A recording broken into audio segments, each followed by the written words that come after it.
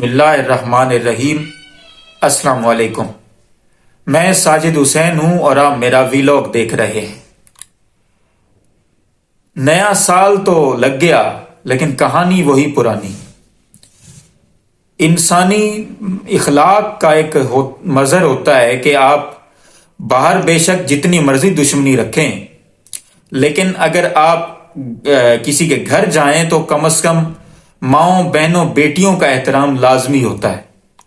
لیکن جب سے یہ رجیم چینج آپریشن ہوا عمران خان کے خلاف، تو ایسا لگتا ہے کہ پاکستان کے اندر ساری کی ساری اخلاقیات اس اخلاقیات کا جنازہ نکل گیا۔ کل ہم نے ایک ویڈیو دیکھی، آپ نے بھی یقیناً دیکھی ہوگی، جمشید دستی جو جنوبی پنجاب سے قومی اسمبلی کے رکن بنے، تقریباً 4 مرتبہ پارلیمنٹیرین رہے۔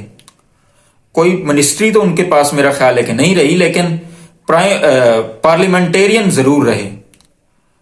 ان کے گھر میں کچھ نامعلوم افراد گھسے، جس میں پولیس والے بھی شامل تھے، خفیہ ایجنسیوں کے لوگ بھی، بقول جمشید دستی کے، اور جو ویڈیوز انہوں نے شیئر کی، 35-40 گاڑیوں کا قافلہ، اور اس کے اندر بہت سارے لوگ جنہوں نے اپنے منہ پر نقاب لگائے ہوئے تھے، اور ان کے گھر میں گھستے ہیں، توڑ پھوڑ کرتے ہیں۔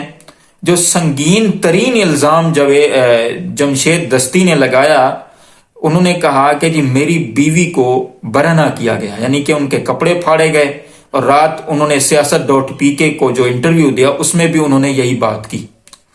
اب یہ الزام ہو سکتا ہے کیونکہ جمشید دستی جو ہے وہ پہلے کئی دفعہ جھوٹ بھی بول چکے ہیں، یہ بھی بات حقیقت ہے، لیکن یہ بات سچ اس وجہ سے لگتی ہے کیونکہ جب یہ پتہ کیا گیا مختلف صحافیوں کے، جو مقامی صحافی تھے مظفر گڑھ کے، ان سے جب پوچھا گیا کہ یہ بات، ایک نے تو بتانے سے انکار کر دیا کہ جی میں آپ کو کچھ نہیں بتا سکتا، دوسرے نے کہا کہ میرا نام نہ بتائیے گا، میں یہ بتا رہا ہوں کہ یہ واقعات ہو سکتے ہیں، کیونکہ ہمیں اس واقعے کے بعد فون کالز آئی ہیں مختلف جگہوں سے کہ آپ نے اس واقعے کو رپورٹ نہیں کرنا۔ اب یہ بات کب ہوتی ہے کہ آپ نے اس واقعے کو رپورٹ نہیں کرنا؟ جب ایسا کام ہو چکا ہو، اور بعد میں پھر ایسے لوگ ڈرتے بھی بہت زیادہ ہیں، بزدلی کا مظاہرہ بھی بہت زیادہ کرتے ہیں۔ جب آپ سافٹ ٹارگٹ کو ٹچ کرتے ہیں تو پھر اس کے بعد آپ خوف زدہ کیوں ہوتے ہیں؟ مجھے تو یہ سمجھ نہیں آتی۔ اس نے بتایا جمشید دستی نے کہ میری بیوی نے ویڈیو بنائی، کیونکہ وہ بھی الیکشن لڑ رہی ہے نا، کورنگ کینڈیڈیٹ کے طور پہ میرا خیال ہے عمران خان کو جو ہے وہ سپورٹ کرنے کے لیے۔ جمشید دستی تو لڑ ہی رہا تھا الیکشن، لیکن دونوں کے کاغذات مسترد ہو گئے، دونوں نے اپیل کرنی تھی، اور کہا یہ گیا پستول اس کی کن پٹی پہ رکھ کے ایک عورت کی کہ آپ نے اپیل نہیں کرنی، جمشید دستی کو کہیں۔ جب اس نے ویڈیو بنائی اور ان کو پتہ چل گیا، اس وجہ سے وہ اس عورت کو چپک گئے، اور انہوں نے اس کے کپڑے وغیرہ پھاڑ کے موبائل جہاں پہ رکھا ہوا تھا انہوں نے نکال لیا۔ یہ ہے حالت ہماری اخلاقیات کی، یہ ہے حالت ہماری سوچ کی۔ میں صرف اس طرح کی باتوں پر اتنا کہنا چاہتا ہوں کہ کیا اس سے جو بھی یہ چاہتے ہیں کہ عمران خان کے لوگ خوفزدہ ہو جائیں، جتنی اب تک انہوں نے چالیں چلی ہیں، جتنی باتیں کی ہیں، مقدمات بنائے، لوگوں کو گھروں میں مارا پیٹا گھسیٹا، اس کو بھی گھسیٹا گیا، کیا اس سے عمران خان کی مقبولیت کم ہو گئی؟ کیا اس سے عمران خان کا مورال ڈاؤن ہو گیا؟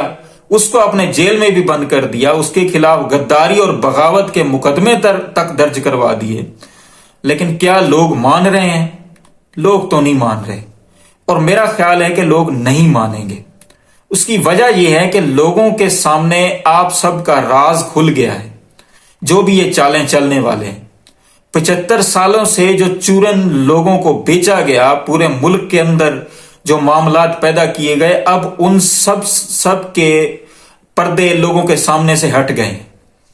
اب جو سچائی ہے، جو ایمانداری ہے، جو حقیقت ہے، جو بات سچی ہے، وہ لوگ سننا چاہتے ہیں۔ اور بہت سچی بات یہی ہے کہ ایک شخص جس کے اوپر مقدمات کی بھرمار کر دی گئی، لیکن وہ اپنے موقف سے پیچھے نہیں ہٹا، وہ پورے طریقے کے ساتھ اپنے آپ کو اس سسٹم کے اندر ان کیے ہوئے ہیں، اور ان کے سپورٹرز بھی، آپ خواتین کو دیکھ لیں، کتنی خواتین کو 9 مئی کے اس پلانٹڈ ڈرامے کے بعد گرفتار آپ نے کیا. پلانٹڈ اس وجہ سے کہہ رہا ہوں کہ جو تو 9 مئی کے مجرم تھے، اب آپ ایک ایگزامپل لے لیں، مراد راز کو دیکھیں آپ.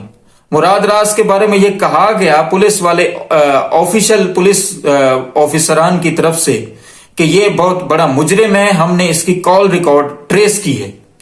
اس طرح کی باتیں اس کے خلاف کی گئی. جب اس نے پریس کانفرنس کی تو وہ دودھ کا دھلا ہو گیا. تو 9 مئی کا جو ایسا لگتا ہے، جو پہلے بھی کئی دفعہ ذکر ہو چکا، 9 مئی کا ڈرامہ ہے، عمران خان نشانہ ہے اور اس کی جماعت بھی نشانہ ہے. اب تو الیکشن جو ہے وہ اس طرح کی حالات میں اگر نواز شریف نے الیکشن میں حصہ لینا ہے تو عوام میں تو وہ جا نہیں سکتا. عوام میں تو بلکہ 3-4 لوگوں نے کوشش کی. اب کل کی بات ہی سن لیں کہ ویڈیو وائرل ہے سوشل میڈیا کے اوپر. نواز شریف نے کل اپنے پروٹوکول کے ساتھ نکلنے کی کوشش کی تو جو پروٹوکول کے اندر پولیس والے تھے انہوں نے دوسروں کو ہٹانا شروع کر دیا کہ ہٹو ہٹو چور آ رہا ہے. یہ حالت ہے نواز شریف کی. عزت نہیں ہے. عزت کا جو ہے نا وہ ان کے مطابق یہ ہے کہ عزت آنے جانے والی چیز ہے، بندے کو ڈھیٹ ہونا چاہیے. اب یہ بندہ ڈھیٹ ہے. اس کے جو جاوید لطیف صاحب ہیں وہ بھی عوام میں گئے تو ان کو بھی کتوں والی کروانی پڑی. اپنی حالت اس طرح کی ان کی ہے.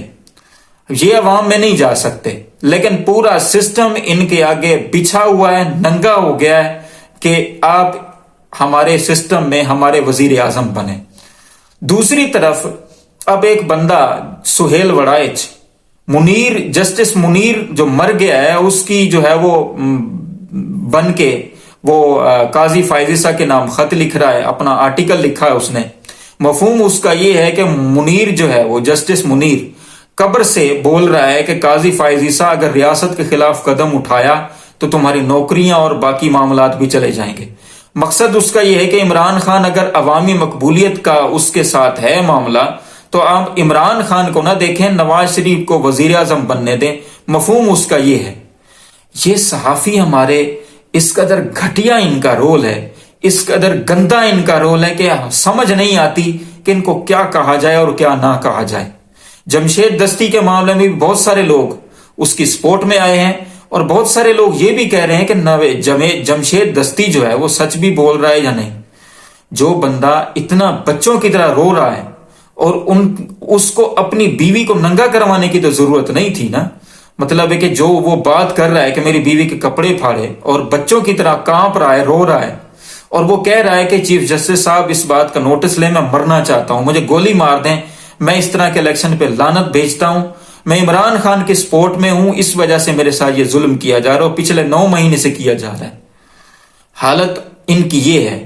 اب دیکھنا یہ ہے کہ قاضی جو اس ملک کا چیف جسٹس ہے، قاضی فائزیسا، وہ بات کرتا ہے اس کے بارے میں یا نہیں.